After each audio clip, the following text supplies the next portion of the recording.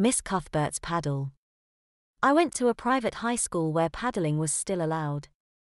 There were many infractions that could cause you to get the paddle. The most notable were either dress code violations, not having 3 assignments turned in, or being late for class more than 3 times. Any of those, and a bunch of other offenses, all'd get you sent to the principal's office. Once there, you would always be made to sit and wait for about an hour to think about your fate. You would finally be seen by Mr. Douglas, the principal, or Mrs. Carrington, the vice principal, standing in front of their desk. You would receive a stern lecture that seemed to go on forever. Finally, they would ask you what your punishment should be, and the answer, if you were smart, was always going to be the paddle. You were then given 2 options: 3 swats or 6. Out of fear, everyone always said 6 because of a rumor that if you guessed wrong, it could be 10. The principal or vice principal would then write out an orange card, an orange, index-sized card with your name, homeroom number, and how many swats you were to get. Then you were dismissed from the office for your next class. The principals did not give you your swats; these were given by the gym teachers when you showed up for gym class.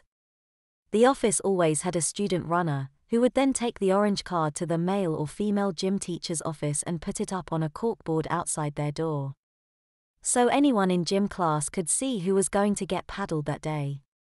Gym class was only held 3 times a week, so in many cases, you might have to wait until the next day to receive your punishment.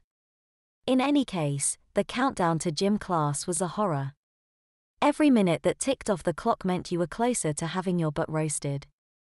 Finally, when you went to gym class, you would find your orange card on the corkboard and hand it to your gym teacher. The boys were punished by Mr. Reynolds and the girls by Miss Cuthbert.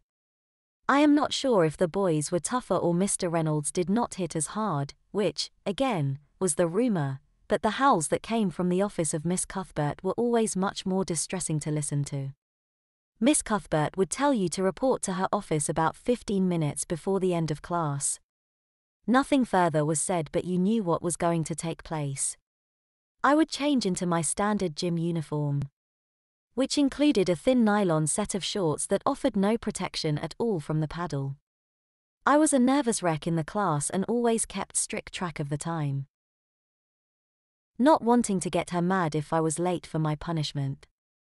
I, and perhaps another student or 2, would be waiting outside of her office when she came back from class. Of course, everyone else in the class knew why you and she left. Miss Cuthbert was in her early 30s, a very beautiful woman and an excellent gymnast. Rumor had it that she was a lesbian, which may have been true. Anyhow, she was clearly a no-nonsense woman whom I think, deep down, enjoyed paddling her students' bottoms. I always hoped that if there were others to be done, I would be paddled first. Listening to the howls and cries of others getting it in Miss Cuthbert's office behind the closed door was torture, and my legs would be wobbling just listening to the punishment. Then, seeing a crying girl shuffle out of her office made you just want to die. When you got into her office, it was a businesslike affair. You were reminded of your offense, told the number of swats you were to receive, told of the punishment rules, stay in position, no covering with your hands, and made to bend over a small table in her office. There was a connecting rod between the legs of the table that you would hold on to for dear life, and your butt would be prominently displayed for the paddle's attentions. Miss Cuthbert would pull up your nylon shorts to keep everything tight over your behind, and then she picked up the paddle. It was about 2 feet long, about 4 inches wide, and made out of some dark wood. The handle was wrapped with athletic tape to afford the spanker a better grip. You would feel the paddle being tapped against your cheeks, then Miss Cuthbert would tell you to brace yourself and smack your bottom as hard as she could. The first swat was always a shocker. You heard the loud smack, then a wave of pain would follow. I usually gasped at the first swat and held on tighter to the bar.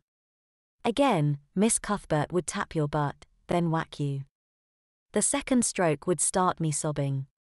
The third stroke would make me howl and start crying out loud, none of which brought any sympathy from your spanker.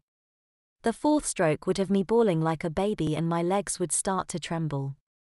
It was nearly impossible to keep from wiggling, and Miss Cuthbert would sometimes pull your shorts tight again to receive the next swat.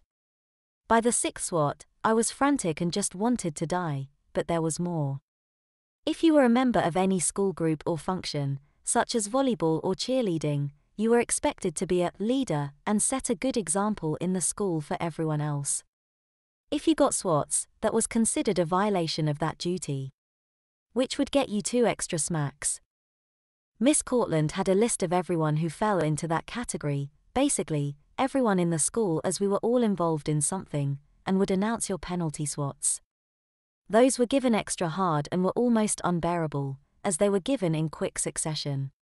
Afterwards, I would just lie across the table, crying like a baby, until Miss Cuthbert grabbed my shoulder and pulled me to my feet. She allowed you no recovery time. With your bottom ablaze, you were hurriedly ushered out of her office and she went on to deal with the next customer, if there was one. After the paddling, I would have to rush to shower and get dressed. Of course, all of the other girls could now see the damage to your buttocks and the water from the shower against your behind burned like fire. For the rest of the day, you were in absolute agony. Sitting in other classes on a hard plastic chair was an additional torment that often had you in tears. The bouncy school bus ride home at the end of the day didn't help, either. However, the worst was yet to come when I got home. The school always notified your parents that you had been paddled, and when I walked in the door I would see my mother holding the hairbrush or my father there with his belt. The second part of my punishment was about to begin.